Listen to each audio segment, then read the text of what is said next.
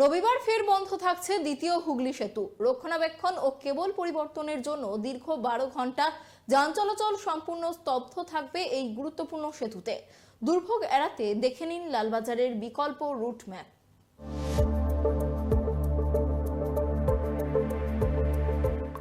কলকাতার লাইফলাইন দ্বিতীয় হুগলি সেতু বা বিদ্যাসাগর সেতুতে আগামী রবিবার 15ই মার্চ চলবে জরুরি রক্ষণাবেক্ষণের কাজ। সেতুর স্বাস্থ্য পরীক্ষার পাশাপাশি স্টে কেবল ও বিয়ারিং পরিবর্তনের জন্য সকাল 6টা থেকে সন্ধে 6টা পর্যন্ত সব ধরনের গাড়ি চলাচল বন্ধ থাকবে।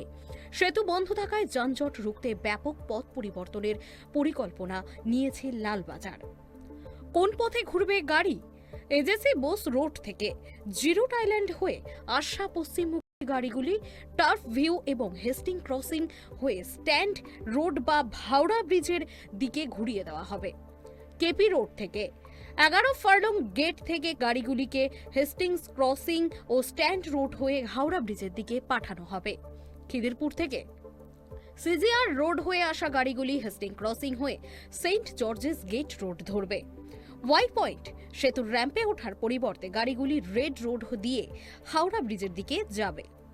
ছুটির দিনে এই সেতু বন্ধ থাকায় হাওড়াগামী যাত্রীদের আগেভাগেই সতর্ক করেছে প্রশাসন। পরিস্থিতি অনুযায়ী শহরের অন্যান্য রাস্তাতেও ট্রাফিক ডাইভারশন করা হতে পারে, তাই গন্তব্যে পৌঁছাতে হাতে সময় নিয়ে এবং বিকল্প রুট দেখে বেরোনোর পরামর্শ দিচ্ছে কলকাতা পুলিশ। সুকৃতি ভট্টাচার্যের রিপোর্ট, কেটিভি বাংলা।